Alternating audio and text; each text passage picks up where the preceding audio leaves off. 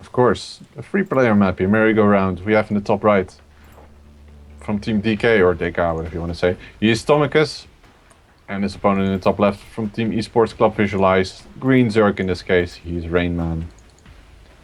For some reason, he's already ahead in drones. Like if you look at the production tab, he's actually like 1-2 seconds ahead.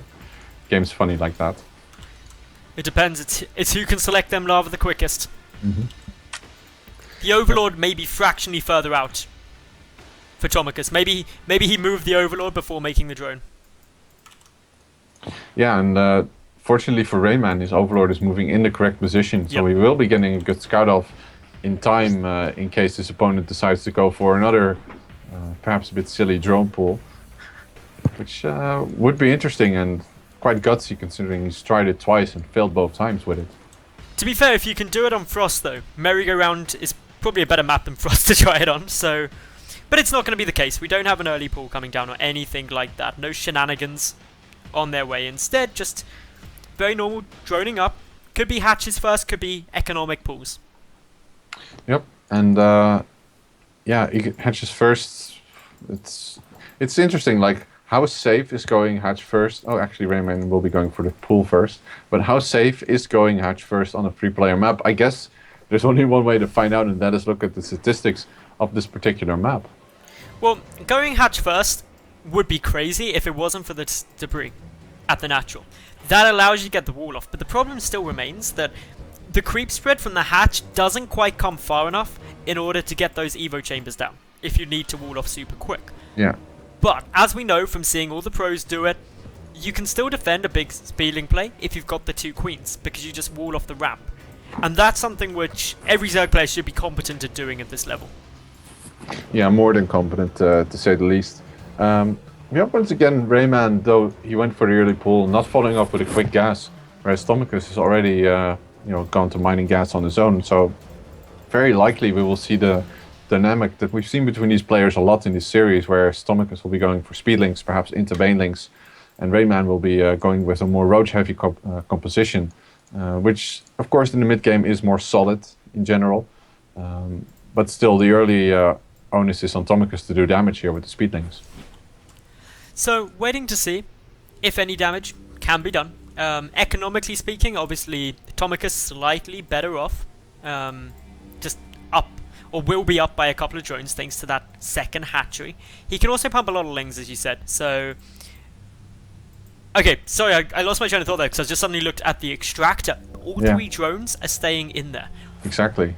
Generally, this sort of means banelings. Or it does mean offensive banelings, 3 drones in there. Or a very quick lair. That's also still an option. It is still a thing. But not at this early in the game. Like, what's a 5-minute lair going to do for you? Interesting though, RainMan getting he's getting a Zergling in there, and he will see the amount of gas that has been mined. So he should be knowing what he needs to look out for, and that in this case is usually the baneling nest. You don't even need to see the baneling nest. Wow, okay, you see the lair. You were right there, Wyman. This lair is really early. Okay, gets cancelled. Nice. Mind games. Very nice by TomikuS. Like, who does that? I cannot imagine RainMan taking all that seriously. And in response, he goes double extractor as natural. And well, he needs to get a Rotorn at some point, though. Yeah, he needs to spread the creep spread forward. That's what he's looking for. He's gunning to get that creep forward. He's got 4 queens, but double Evo plus Rotorun to wall it off is essential now. I'm really worried for RainMan. He's adding on drones and nothing else, really. He's once again poking out with some of his queens. But the lings are already in production here for TomikuS. There are overlords in position to spot them. But still, RainMan is only adding on drones. Like, he sees there's ling speed. He needs to add in... He needs units. He needs to add in the wall. The wall is the priority. Once you've got that up, you can hold. Like, you definitely can hold against this. But not with just a Rotorun. You need a Rotorun and, like, 2 additional Evos. TomikuS' supply block, that's actually huge for him. He does have the baneling nest and he's holding back a lot of his lings. But it's really just a case of pulling the trigger for him to get in there. He's only gone for the 1 Evo as well. Yeah, he needs a spine as well. I'm so concerned here for RainMan. He's actually going for a lair of his own, and he's mining gas out of 3. Okay, he knows this is coming now. Yeah, he should know. Adds in the next evolution chamber, but still, this is ridiculously hard now. Here we go. Link's gonna... Oh, they're gonna back off immediately. I'm not sure if that's the correct decision, actually. Maybe they should have started working on it. Oh, okay, they're making a whole bunch of banelings. Roaches are on the way for RainMan, but I still don't feel this is the adequate response. Like, he needs more. He needs stuff. He cancels... No, he finishes the left, sorry. The queens are still fighting here, you know, chucking off a nice bit of these links, and the roaches are gonna add into the fight. But here come the banelings actually crashing into the debris rather than the buildings. The roaches are going to start working on these banelings as good as they can, getting a pretty good trade-off against Wow, them, very actually. good. Holy crap, TomikuS is messing this up hugely, and the way that the queens are wedged in between the hooks, they can't be touched, and RainMan just holds.